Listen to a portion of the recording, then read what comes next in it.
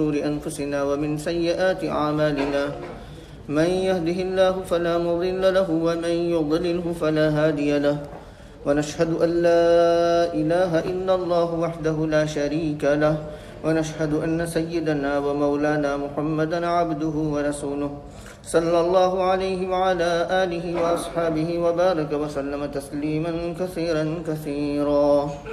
أما بعد فأعوذ بالله من الشيطان الرجيم. بسم الله الرحمن الرحيم. لعن الذين كفروا من بني إسرائيل على لسان داود وعيسى بن مريم ذلك بما عصوا وكانوا يعتدون كانوا لا يتناهون عن منكر فعلوه لبئس ما كانوا يفعلون.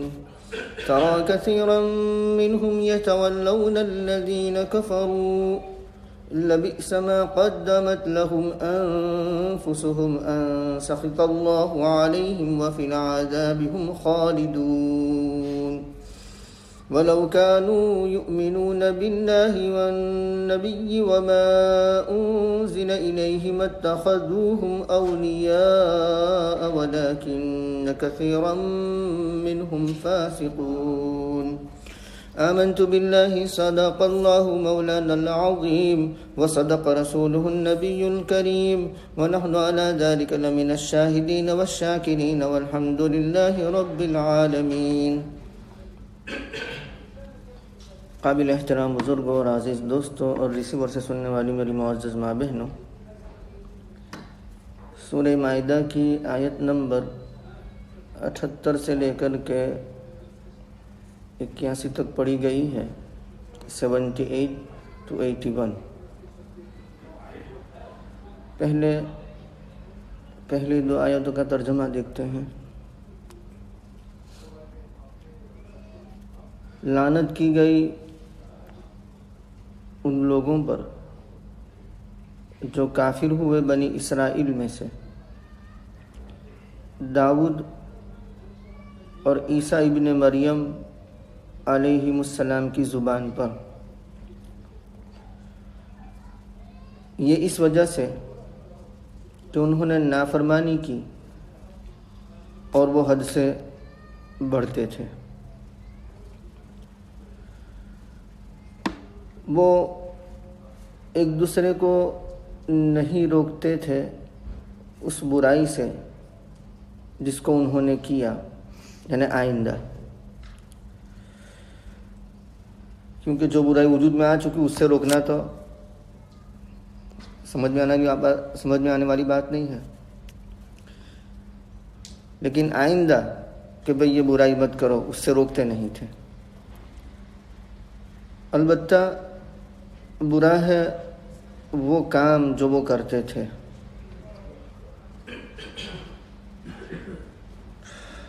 ان دونوں آیتوں میں اللہ تبارک و تعالیٰ نے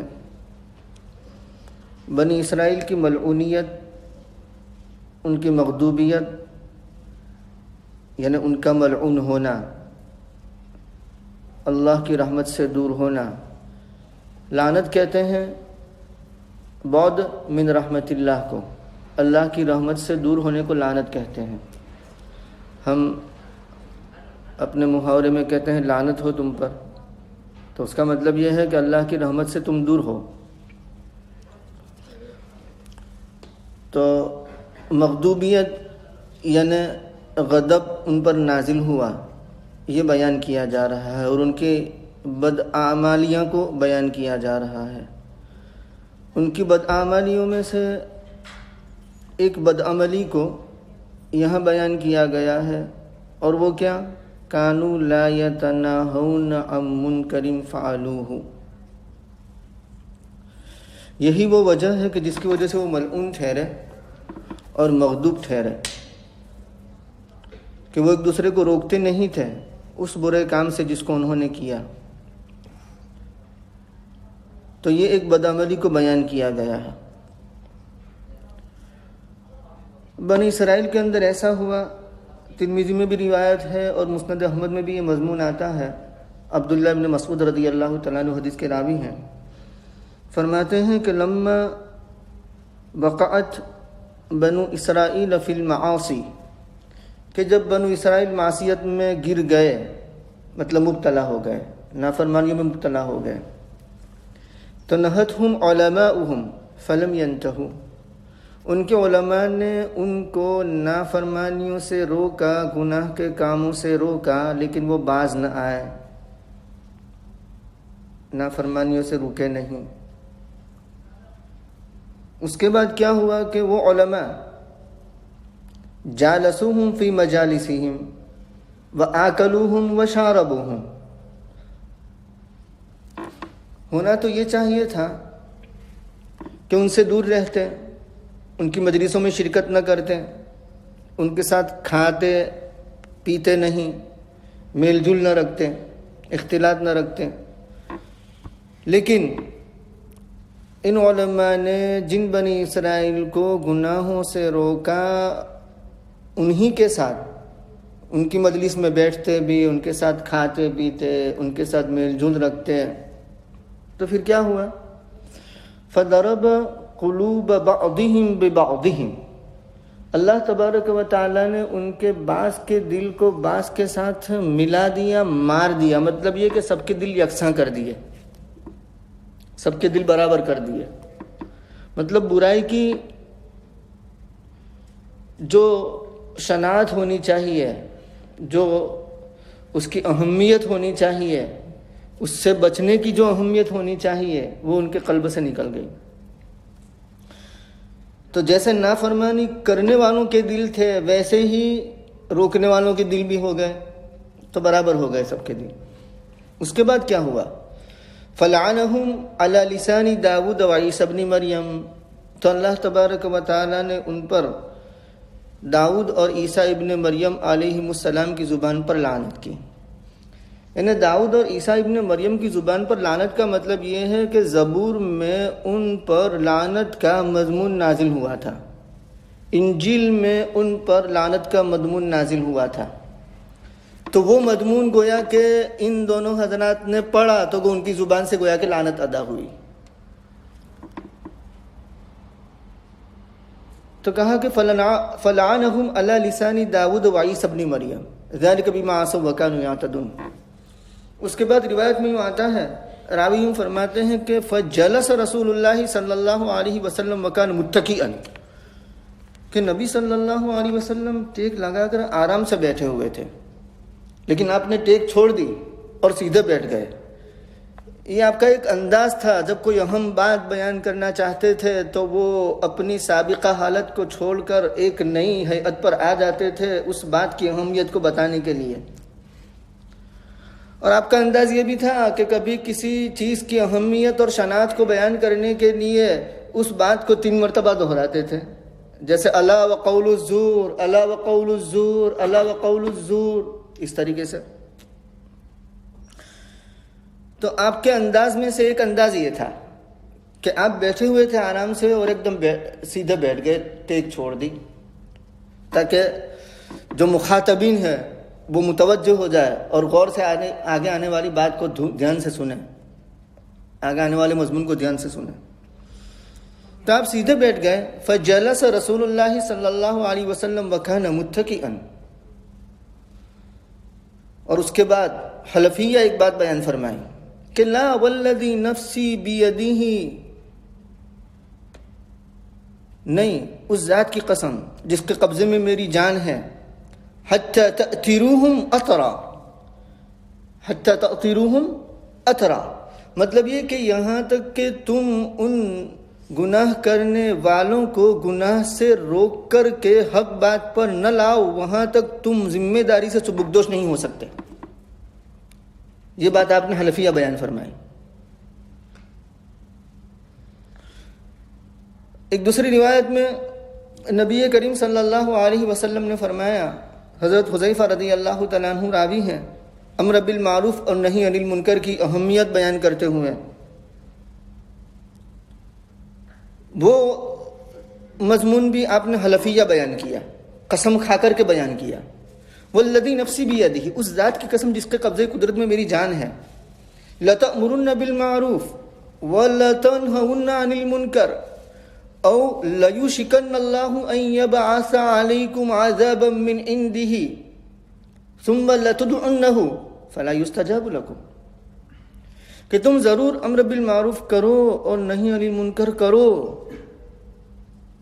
ورنہ ایسا ہوگا کہ قریب ہے کہ اللہ تبارک و تعالیٰ تم پر اپنی جانب سے عذاب نازل فرمائے۔ اس کے بعد کیا ہوگا؟ پھر دعائیں بھی کرو گے اور تمہاری دعائیں قبول نہیں ہوگی۔ ایک دوسری روایت میں امر بالمعروف اور نہی عن المنکر کی اہمیت کو بیان کرتے ہوئے آپ نے فرمایا، جریر ابن عبداللہ بجلی رضی اللہ تعالیٰ عنہ حدیث کے راوی ہیں کہ ما من رجل یکون فی قوم یعمل فیہم بالمعاصی، کہ کوئی مرد نہیں ہے جو کسی قوم میں ہوتا ہے اور وہ اس قوم میں رہ کر کے نافرمانیاں کرتا ہے، گناہ کرتا ہے، اور وہ قوم کے لوگ یقدرون علی ان یغیروا، وہ ایبیلٹی رکھتے ہیں، وہ قدرت رکھتے ہیں کس بات کی کہ ان کو اس بات سے روکیں، اس گناہ سے روکیں، فلا یغیرون، لیکن پھر بھی وہ تغییر نہیں کرتے، نکیر نہیں کرتے، روکتے نہیں ہیں، تو آپ نے یوں فرمایا کہ اصابہم اللہ بعقاب قبل ان یموتوا، کہ اللہ رب العزت ان کے مرنے سے پہلے ان پر عذاب نازل فرمائیں گے۔ اور ایک روایت میں آپ نے یوں فرمایا کہ من رأى منکم منکرا فلیغیرہ بیدہ، ابو سعید خدری حدیث کے راوی ہیں کہ جو تم میں سے کسی منکر چیز کو دیکھے، اوپری چیز کو دیکھے، غیر شرعی چیز کو دیکھے، گناہ کے کام کو کرتا ہوا کسی کو دیکھے، تو اگر ہاتھ سے روکنے کی طاقت ہے تو ہاتھ سے روکے۔ اور یہ ذمہ داری حکام کی ہے، ان کے پاس پولیس کا عملہ ہے، وہ فورس کر سکتے ہیں، زبردستی کر سکتے ہیں، روک سکتے ہیں، ڈنڈا چلا سکتے ہیں۔ فَإِن لَّمْ يَسْتَطِعْ فَبِلِسَانِهِ، یہ علماء کا منصب ہے کہ اگر وہ زبان سے یعنی ہاتھ سے نہیں روک سکتے تو زبان سے تغییر کرے، زبان سے روکے، کہ علماء منکر کو بیان کریں، معروف کا حکم دیں۔ فَإِن لَّمْ يَسْتَطِعْ فَبِقَلْبِهِ، اگر یہ بھی نہیں کر سکتے کہ بھئی امر بالمعروف اور نہی عن المنکر زبان سے بھی کریں گے تو جان خطرے میں ہے، تو کم از کم دل سے تو برا جانے اس کو۔ وذالک اضعف الایمان، یہ ایمان کا سب سے ضعیف اور سب سے کمزور درجہ ہے۔ ایک شخص یہاں ہے، مسجد میں بیٹھا ہے، اور برائی جہاں ہو رہی ہے اس برائی سے وہ خوش ہے، تو ایسا ہی ہے جیسے وہ برائی کرنے والوں میں موجود ہے۔ اور ایک شخص بری مجلس میں ہے لیکن وہ کراہت کے ساتھ، ناگواری کے ساتھ، اپنی مجبوری اس وجہ سے وہاں ٹھہرا ہوا ہے، جی چاہتا ہے کہ کب چھوڑ کر بھاگے، تو یوں سمجھا جائے گا کہ وہ گویا اس برائی کے اندر مبتلا نہیں ہے۔ تو وہ تو دل کے ارادوں سے وابستہ چیز ہے، آپ کے خیالات سے وابستہ چیز ہے۔ کم و بیش یہی حال اس وقت اس امت کا ہے۔ اس امت کی بڑی فضیلت ہے، کنتم خیر امت اخرجت للناس تأمرون بالمعروف وتنہون عن المنکر وتؤمنون باللہ، کہ تم سب سے بہترین امت ہو، خیر امت کہا اس کو۔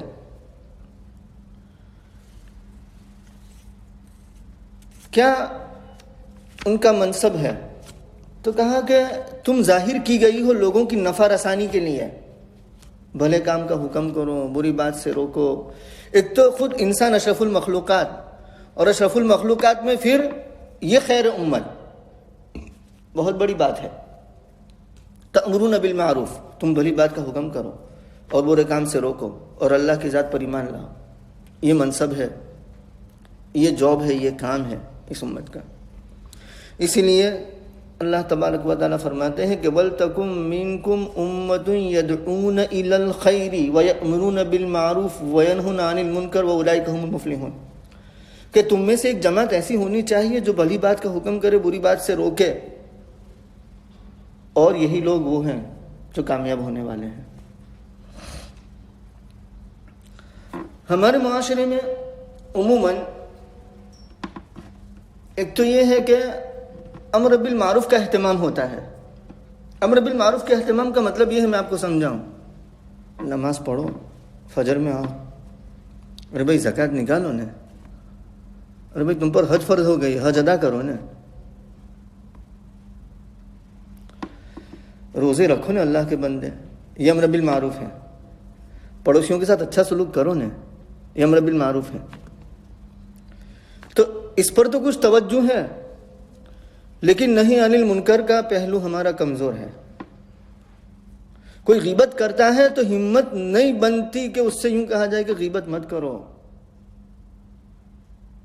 کوئی حسد کرتا ہے تو ہمت نہیں بنتی کہ اس سے یوں کہا جائے کہ حسد مت کرو۔ کوئی فخر اور اتراتا ہے تو ہمت نہیں بنتی کہ بھائی اتراؤ مت، فخر مت کرو۔ کوئی چغل خوری کر رہا ہے تو ہمت نہیں بنتی کہ اس سے یوں کہا جائے کہ چغل خوری مت کرو۔ سود کھا رہا ہے، نہیں ہمت بنتی کہ اس سے یوں کہا جائے کہ سود مت کھاؤ، سود مت لو۔ کوئی زنا کار ہے تو نہیں ہمت بنتی کہ اس سے یوں کہا جائے کہ زنا مت کرو، یہ نہیں عن المنکر۔ تو منکر کا پہلو ہمارا کمزور ہے۔ تو بنی اسرائیل کے علماء جیسے تھے ویسے ہی ہماری حالت ہے۔ اور اگر نہیں عن المنکر کر بھی دیا تو اس کے بعد جس کو منکر سے روکا ہے اس کے ساتھ ہمارا اختلاط رہتا ہے، اور یہ بہت بری بات ہے۔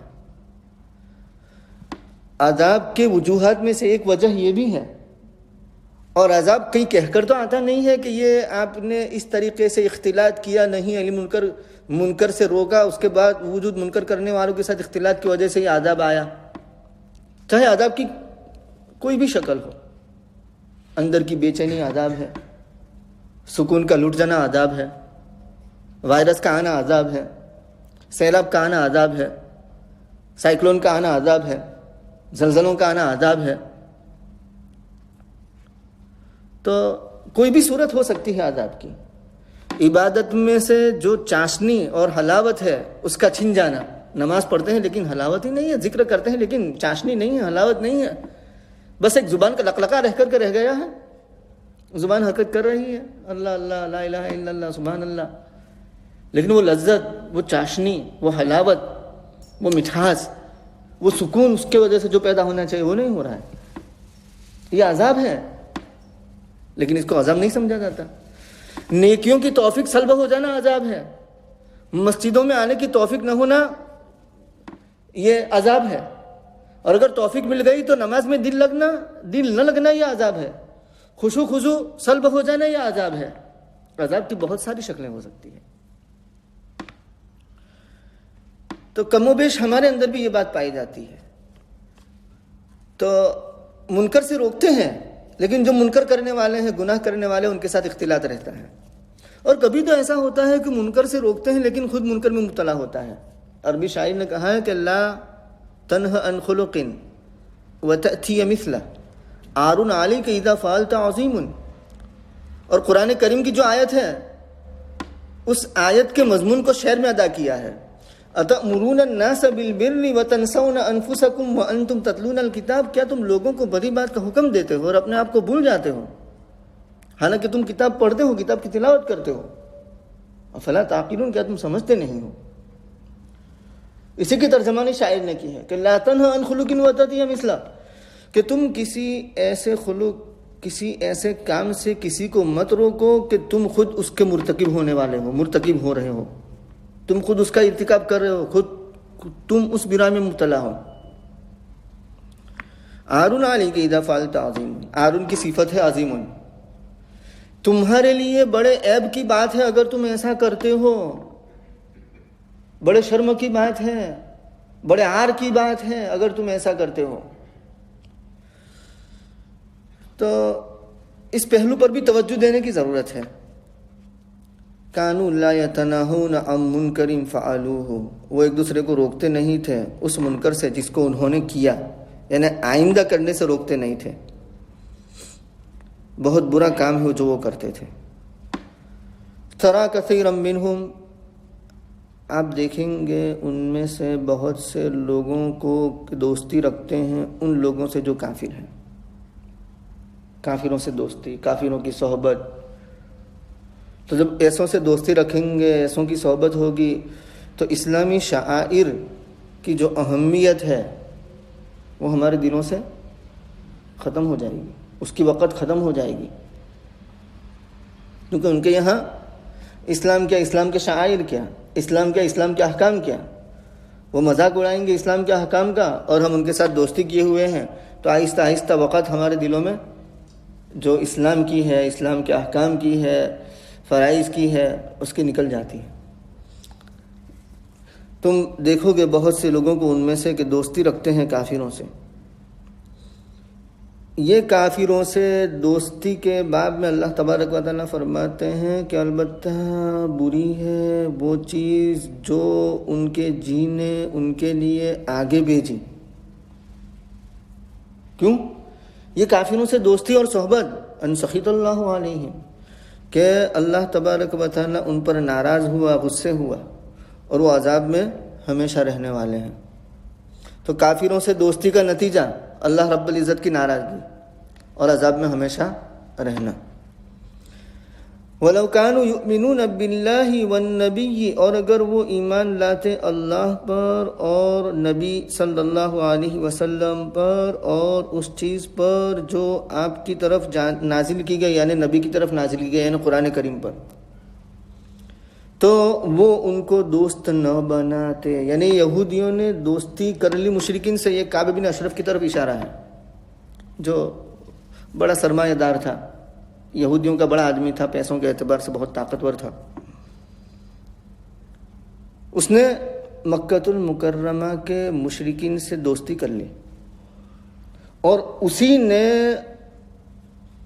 مسلمانوں کے خلاف مشرکین کو ورغلایا، اور اس کے بعد جنگیں وجود میں آئیں جب آپ مدینہ تشریف لائے اس وقت۔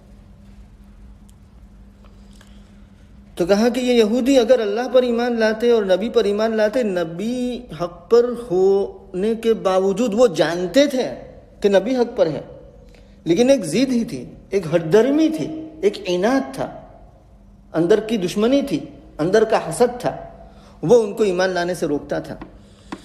تو کہا کہ اللہ پر ایمان لاتے اور نبی پر ایمان لاتے اور اس پر ایمان لاتے جو آپ کی طرف نازل کیا گیا، تو وہ یہ جواب شرط ہے لو کا، تو وہ ان کو دوست نہ بناتے، یعنی کہ ان کو مشرکین کو۔